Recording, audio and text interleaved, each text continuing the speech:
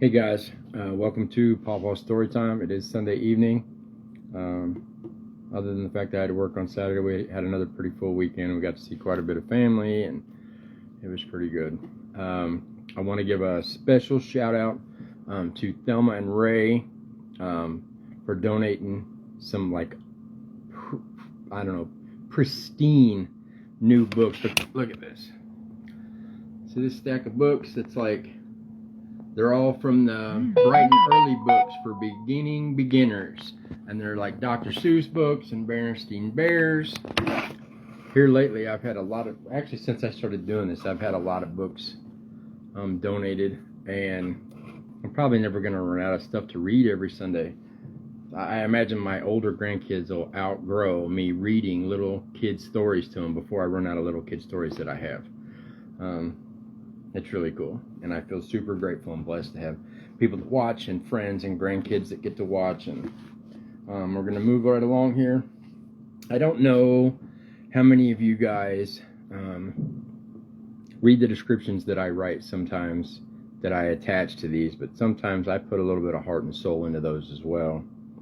And just like I said in the description, although I do these for my grandkids and all the other littles around Facebook world, I'm dedicating this one to my kids because they're my kids and because it's Father's Day and because I miss them very much. And I took a lot of time for granted when they were little, and I could have done stuff like this for them and didn't. So we're going to start off with many ways to say I love you. I've got a double-page thing to read, the second part to read at the beginning and the first part to read at the end, and two small, short Father's Day books. So the first thing we're going to read is From the Many Ways to Say I Love You by Fred Rogers. Love, I feel quite certain, is at the root of all healthy discipline. The desire to be loved is a powerful motivation for children to behave in ways that give their parents pleasure rather than displeasure. It may even be our own long ago fear of losing our parents' love that now sometimes makes us uneasy about setting and maintaining limits. We're afraid we'll lose the love of our children when we don't let them have their way. So we parents need to try to find the security within ourselves to accept the fact that we and our children won't always like one another's actions, that there will be times when we and our children won't be able to be friends, and that there will be times of anger within the family. And I'll read this other part at the end. My grandson Nate just happens to be here this weekend, so I asked him which of the two books I should read first, and he picked this one. It's called Because I'm Your Dad, written by Amit Zappa and illustrated by Dan Santat. I think that's how you say that. It says, because I'm your dad,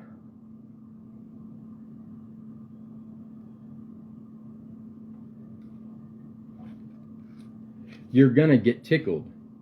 Because I'm your dad, you might have an unusual first name.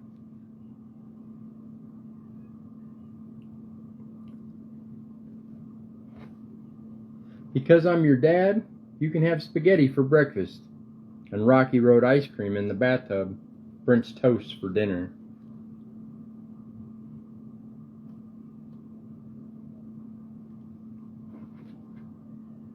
Because I'm your dad, you'll grow up knowing robots are cool, but monsters are even cooler.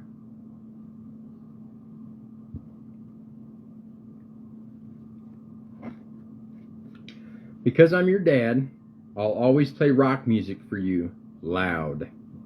And because I'm your dad, I'll buy you your very own drum set to rock out on.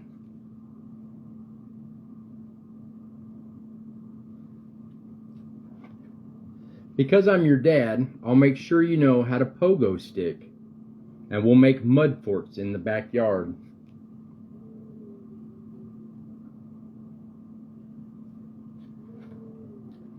I'll go to all your soccer games, even when they're far away.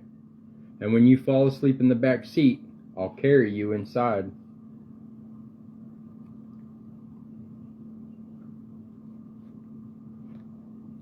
Because I'm your dad, I'm going to teach you how to burp like a champion. and I'll make sure your Halloween costume is always awesome.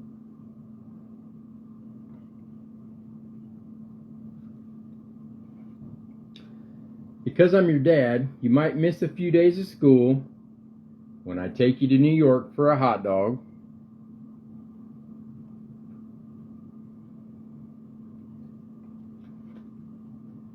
or to Australia to see a platypus,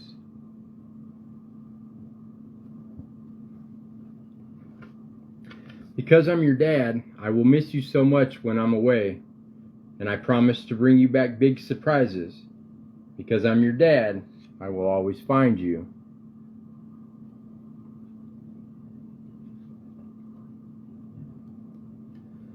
Because I'm your dad, you can sometimes stay up late with me to watch TV, and I'll roll you up in a blanket like you're a burrito.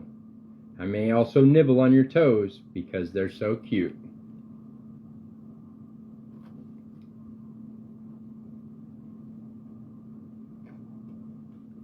Because I'm your dad, I will make up funny stories for you at bedtime.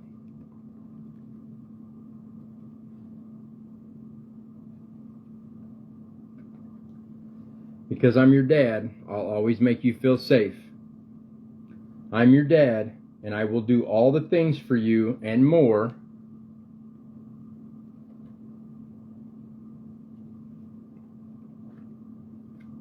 Because that's what my dad did for me.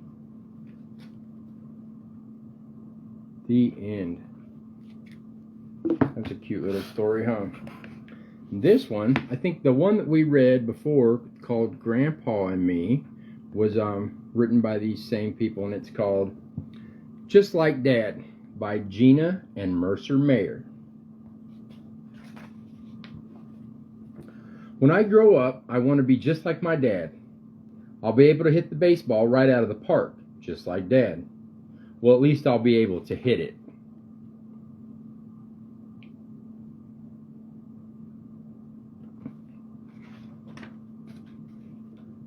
I'll have a big garden just like Dad. This is my garden. Maybe I'll remember to water it when I'm just like Dad.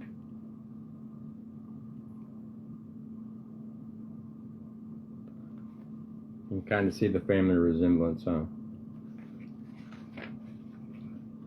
I'll have a great job just like Dad. I'll have a briefcase too. But I'll play video games on my computer all day long. When I grow up, I'll be able to drive a car just like Dad. Now he lets me sit on his lap and pretend to drive.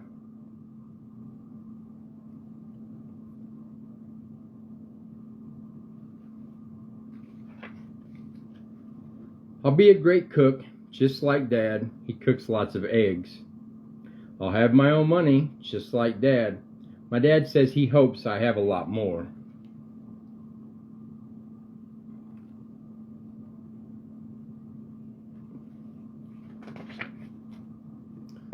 When I grow up, I'll be able to climb a ladder to wash the windows, just like Dad.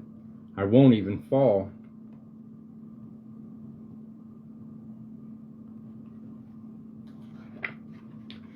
And I'll be able to build a fence, just like Dad, just like Pawpaw. I'll know how to use a hammer and a screwdriver and everything. I'll be able to cut the grass with the tractor, just like Dad. He says he can't wait until I can do that. Building a fence. That's what I do for a living every day.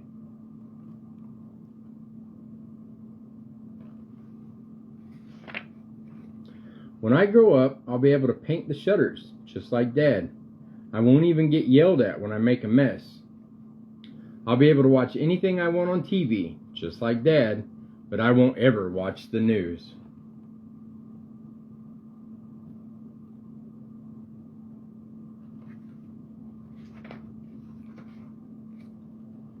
I'll take showers instead of baths, just like my dad.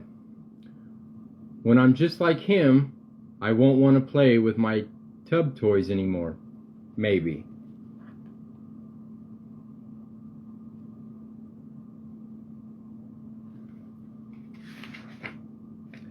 When I grow up, I'll be able to shave just like Dad. I'll be really careful not to get cut. And I'll wear cologne just like Dad. Then Mom will think that I smell good too.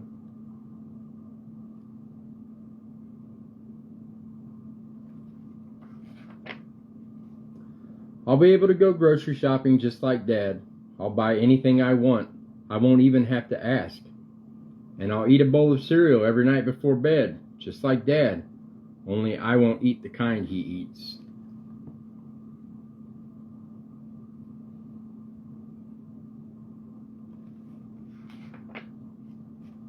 When I grow up, I'll be handsome just like Dad. He's the most handsome critter in the whole world. But most of all, I'll be a great dad, just like my dad.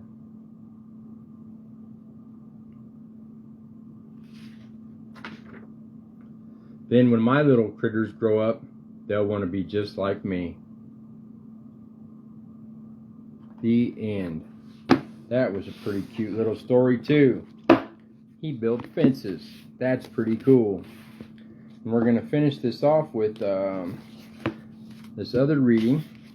From The Many Ways to Say I Love You, The Wisdom for Parents and Children from Mr. Rogers. And it says, the closer we can come to understanding what our children might be feeling, the more empathetic toward them we can become. Instead of taking children's misbehaviors personally, for instance, we can begin to understand why it might be happening. Understanding invariably leads to finding caring ways to help. While empathy allows us to see things from our child's point of view, we still need to keep our own adult perspective as the parents. Even though we might remember how angry we were as children when an adult told us to stop playing or to get ready for bed, we need to balance that empathy with being a limit-setting parent. Children really do want their parents to make rules and set limits, even though they may test us. They want and need their parents to be in charge. And that's going to be all of that. And I think that I'm going to pick two of these stories that we got from Thelma and Ray. I'll just take this one and this one. And let's see how this will work. See how many people pay attention in here. And this one's called The Little Red Caboose. And this one's called Oh, the Thinks You Can Think. And I'll have everybody vote in the comments, and we'll do it as a dedication or a tribute to Thelma and Ray for donating the books. I'll make sure that they all go mixed into the rotation from the other ones, but because they just gave them to us, we're going to read one of theirs next week. Oh, the Thinks You Can Think by Dr. Seuss, or The Little Red Caboose, adapted by Kristen L. Depkin. The Little Red Caboose, Oh, the Thinks You Can Think. If you watched all the way to the end, you'll see this. Then you can vote. You can put it in the comments. And happy Father's Day to everybody out there, to all the dads, to my kids. I love all you guys. And to my grandkids, this is still for you. I love you very much. I couldn't be prouder or happier for the people that you're becoming and who you're supposed to be. I love you. I'll see you next week. Bye.